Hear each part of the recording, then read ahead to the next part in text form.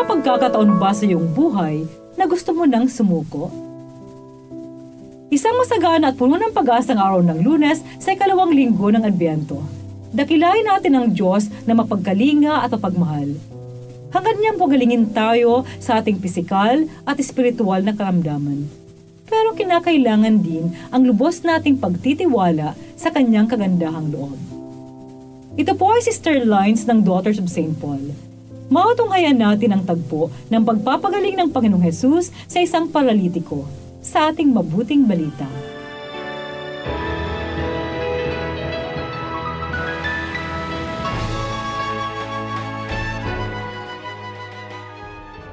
Isang araw, nagtuturo si Jesus at nakaupo naman ang mga Pariseo at mga guro ng batas na galing sa iba't ibang bayan ng Galilea at Judea at mula sa Jerusalem.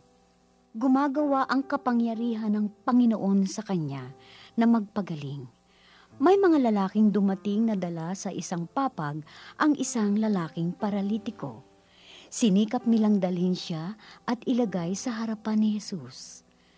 Nang hindi nila makita kung paano nila madadala ang paralitiko dahil sa dami ng tao, umakyat sila sa bubungan at sa bubong nila, idinaan siya pababa na nasa kanyang papag hanggang sa gitna sa harap ni Jesus. Nang makita niya ang kanilang pananalig, sinabi niya, "Kaibigan, pinatatawad ka sa iyong mga kasalanan." Nagsimula noong mag-isip-isip ang mga guro ng batas at mga Pariseo. Talagang inuinsulto ng taong ito ang Diyos.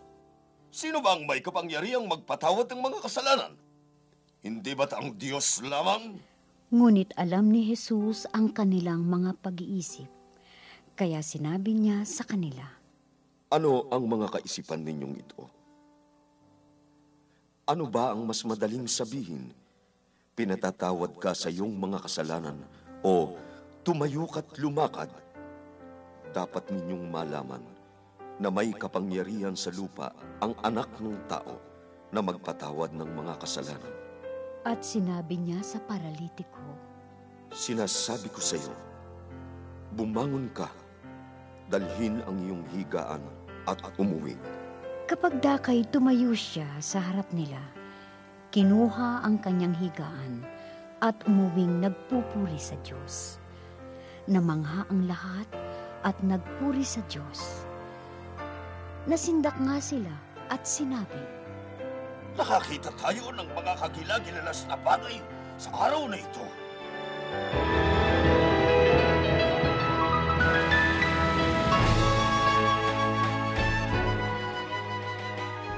May pinagdaraanan ka ba? Ngayon, na sumusurrender ng iyong lakas at pag-asa? Gaano kabigat ang iyong problema na hindi ka na makalakad dahil give up ka na? Ilang biyaya ang pinalampas mo dahil ayaw mo nang mag-effort?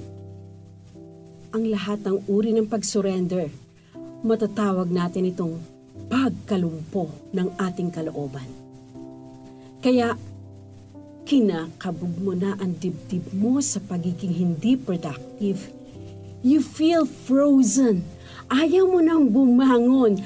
Para ka ng yelo. Matigas. Ang feeling mo hindi ka na makagalaw dahil laging nagre-replay sa isip mo ang iyong mga failures, ang mga frustrations. Kapanalig, sintomas ito ng kawalan ng gana ng ating kalooban. Adbyento na, salubungin natin ang nakakahilom na presensya ng sanggol na Mesiyas. Panahon ngayon ng paglaya ng ating kalooban. Season din na matibay na pagpapasya na laging pipiliin ang tumindig at lumakad sa diwa ng Diyos na sanggol. Mga kapanalig, support Pauline's online ministry. Subscribe, like, and follow us on Facebook, YouTube, Instagram, Twitter, TikTok, Spotify, Google, and Apple Podcast. Maraming salamat po. At sa lahat na nag-message sa amin na humingi ng panalangin para sa iba't ibang intensyon. At Asahan po ninyong kasama niyo kami sa pagdarasal na ipagkaloob ng Diyos ang inyong mga kahilingan. Ito po muli si Sister Lines ng Daughters of St. Paul na nagpapaalalang salita ng Diyos ating dasalin at pagnilayan upang paglalakbay natin ngayong panahon ng Adbiento'y magabayan, maging mabunga at makahulugan.